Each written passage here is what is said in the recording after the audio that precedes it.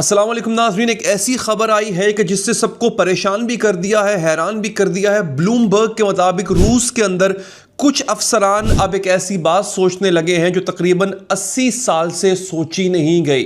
वो सोच रहे हैं कि यूक्रेन के खिलाफ एक छोटा एटमी हथियार इस्तेमाल किया जाए। अब यहाँ पर ये बहुत ज़रूरी है आपको बताना ताकि कोई गलत फहमी ना रहे। खुद ब्लूमबर्ग कहता है कि अभी ऐसी कोई तैयारी नज़र नहीं आ रही और माहिरीन का कहना है कि ऐसा होने का इम्कान भी कम है। लेकिन नाज़रीन, ऐसी सोच रूस के अफसरान में आम हो चुकी है और अपने आप में ये एक दहला देने वाली बात है कि बाकायदा इस पर गौर हो रहा है। और इस वीडियो में इससे आगे और भी बहुत कुछ आपको देखने और सुनने को मिलेगा। आप सुनेंगे कि कैसे खुद अमरीकी फौजी अपनी ही फौज छोड़कर भाग रहे हैं।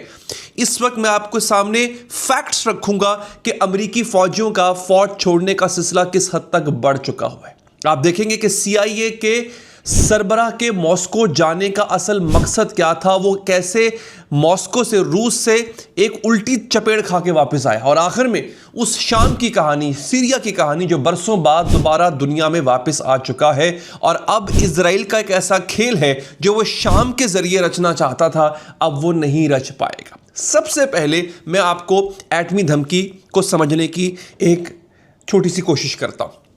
ब्लूमबर्ग के मुताबिक रूस ने अब यह नतीजा निकाल लिया है कि यूक्रेन के साथ अमन की बातचीत एक बंद गली में पहुंच चुकी है, यानी अब अमन नहीं हो सकता। और इस बीच में यूक्रेन ने रूस के अंदर उसकी तेल की रिफाइनरियों और अहम ठिकानों पर हमले तेज कर दिए और रूस इन हमलों को सीधा नेटो की मदद से जोड़ रहा है। और अब यह छोटा एटमी हथियार होता क्या है दोस्तों? आपने उन बड़े एटम बमों के बारे में सुना होगा जो पूरे पूरे शहर तबाह कर देते हैं। उनसे छोटा एक एटमी हथियार भी होता है जिन्हें टैक्टिकल न्यूक्लियर वेपन कहा जाता है। यह खास तौर पर मैदान जंग के लिए बनाया जाता है, लेकिन छोटे का मतलब जो है वो बेजरर नहीं है। इनका धमाका भी बहुत बड़ा होता है और बहुत तबाही वाला होता है और खतरनाक तापकारी मवाद भी निकलता है, यानी रेडिएशन फैलाता है। और अगर खुदा ना खास्ता ऐसा हो गया तो ये सिर्फ एक जंग की बात नहीं रहेगी, ये उस आलमी उसूल को तोड़ देगी जो हिरोशिमा और नागासाकी के बाद से पूरी दुनिया ने खुद से बना रखा है कि एटमी हथियार दोबारा कभी इस्तेमाल नहीं होंगे। और एक बार अगर ये उसूल टूटा नाजरीन, तो फिर दूसरे मुल्क भी इसी रास्ते पर चल पड़ेंगे। इसीलिए खुद चाइना ने भी रूस को इस रास्ते से बाज रहने की तंबीह की है। अब याद रखिए कि इजराइल के पास भी न्यूक्लियर बम है, उसको भी जवाब मिल जाएगा। और कल को अगर ईरान ने न्यूक्लियर हथियार हासिल कर लिए तो उसको भी जवाब मिल जाएगा। और इसी सोच के तहत रूस ने एक और मुल्क को भी धमकी दे डाली है। मारियो नौफल के मुताबिक रूस ने कहा है कि अगर यूक्रेन ने बरतानवी हथियारों से उस पर हमला किया, हो ये रहा है कि यूक्रेन जिन हथियारों से हमला कर रहा है रूस पे, उस पे बरतानवी लेबल लगा हुआ है, वो बरतानवी फौजी ठिकानों के जरिए भी हमले करवा रहा है। तो अब रूस ने कहा है कि अगर एक और हमला हुआ जिस बम पे मेड इन ब्रिटेन लिखा हुआ तो हम बरतानवी फौजी ठिकानों को बराह रास्त निशाना बनाएंगे। यूक्रेन के अंदर भी और यूक्रेन के बाहर भी निशाना बनाया जा सकता है। और इस धमकी की वजह क्या थी? वजह यही थी कि बरतानिया ने यूक्रेन को एक ख़ास लंबा मार करने वाला मिसाइल जो है, उसका नाम है स्टॉर्म शैडो, वो बनाने की खुफिया टेक्नोलॉजी दी थी।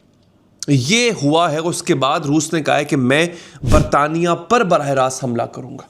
अब सवाल यह है कि क्या रूस सच में एक नेटो मुल्क ब्रिटेन पर हमला करेगा या ये सिर्फ एक धमकी है, एक दबाव का हथियार है? ये वो सवाल है जिसका जवाब फिलहाल किसी के पास नहीं। लेकिन एक बात तय है नाजरीन कि जब बड़ी ताकतें इस तरह आग से खेलने लगती हैं तो एक छोटी सी चिंगारी भी पूरी दुनिया को अपनी लपेट में ले सकती है। दोस्तों, मैं ये आपको क्यों बता रहा हूं? आप में से बहुत से लोग जो हैं वो ईरान, ये मिडिल ईस्ट वॉर के बारे में जानना पसंद करते हैं।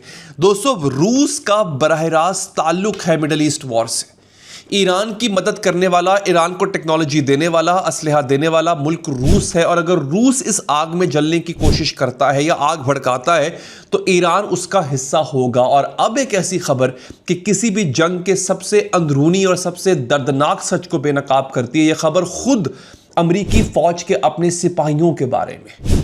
एक अमरीकी न्यूज इदारा है MS नाउ, उसके मुताबिक अब रिकॉर्ड तादाद में, यानी बहुत बड़ी तादाद में, अमरीकी फौजी अपनी ही फौज छोड़ना चाहते। ये बहुत बड़ी खबर है, इसको अभी तक हमारी मीडिया ने नहीं उठाया दोस्तों। आपको याद होगा, मैं अक्सर एक बात कहता हूं कि चैनल सब्सक्राइब आप इसलिए करें ताकि ऐसी खबरें आपको मिलती रहे, और पेज फॉलो और सब्सक्राइब इसलिए करें ताकि वहां पर आपका मेरा लाइव राब्ता रहे। फेसबुक की बात कर रहा हूं। अब वजह क्या है, छोड़ के क्यों जा रहे हैं? वजह यह है कि उन्हें जो हुक्म दिए जा रहे हैं वो उन्हें बैनुल-अक़वामी कानून की खिलाफ वर्जी लगते हैं। अब ये जो फौजी होते हैं नाज़रीन, ये खुद भी तो पढ़ते हैं ना, ऐसे तो नहीं कि बिल्कुल ये बुद्धू नालायक होते हैं, खुद भी स्टडी करते हैं, इनको पता है बैनुल-अक़वामी कवानीन क्या है। और इससे साबित क्या होता है कि जो अमेरिका जंग करवा रहा है अपने फौजियों से, वो गैर कानूनी है, और ये बात फौजियों को पता है। Centre on conscious and war नाम के एक इदारे के मुताबिक ईरान की जंग शुरू होने के बाद से फौज छोड़ने की ऐसी दरख्वास्तों में 6 गुना इजाफा हो चुका है। 6 गुना। आमतौर पर साल भर में तकरीबन 50 दरख्वास्तें आती थी, लेकिन अब सिर्फ कुछ महीनों में 140 आ चुकी हैं, और ये पिछले 25 सालों की सबसे बड़ी तादाद है। यानी इतनी बड़ी तादाद अफगान और इराक वॉर में भी नहीं आई थी फौजियों के छोड़ने की जितनी इसमें आ रही है। और ये सिपाही किस बात से परेशान है? कुछ उन हमलों से परेशान हैं जो ईरान के अंदर आम शहरी ठिकानों और पुलों पर किए जा रहे हैं, और कुछ उन हमलों से जो कैरिबियन के समंदर में कश्तियों पर किए गए, जहां खुद अमेरिका के दिफाई इदारे ने तस्लीम किया कि उसे यह तक नहीं पता था कि उन कश्तियों में सवार कौन था।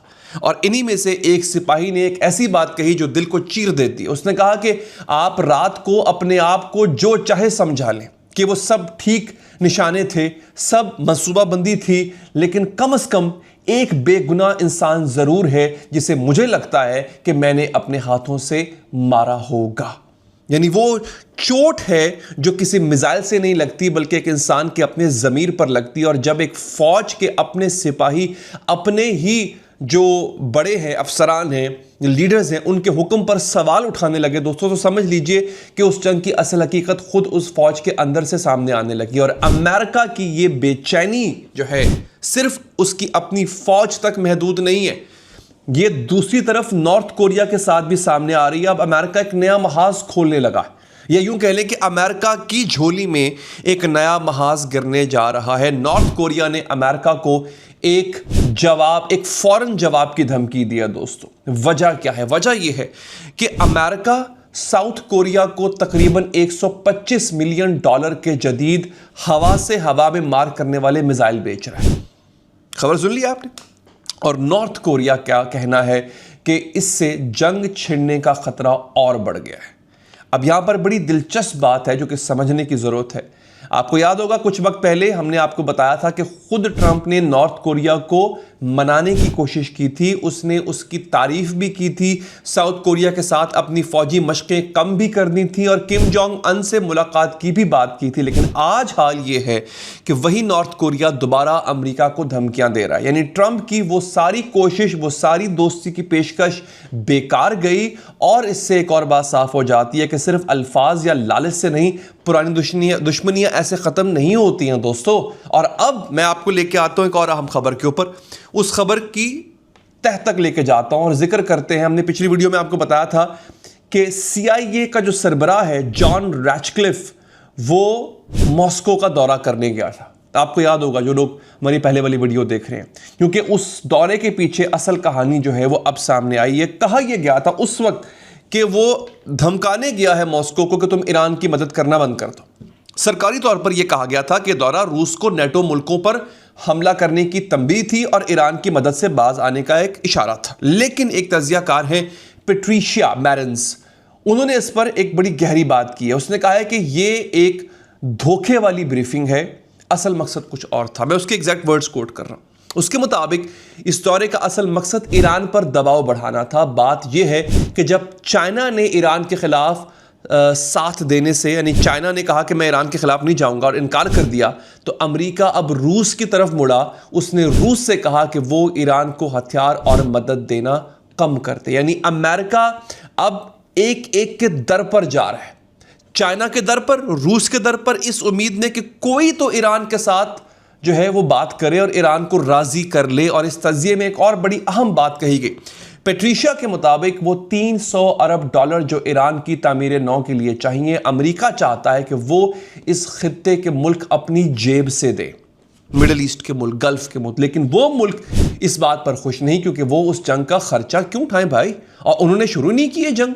यानी एक तरफ अमेरिका दोस्तों से पैसा मांग रहा है और दूसरी तरफ अपने दुश्मनों से ईरान का साथ छुड़वाना चाहता है, और दोनों ही जगह उसे मायूसी का सामना करना पड़ रहा है।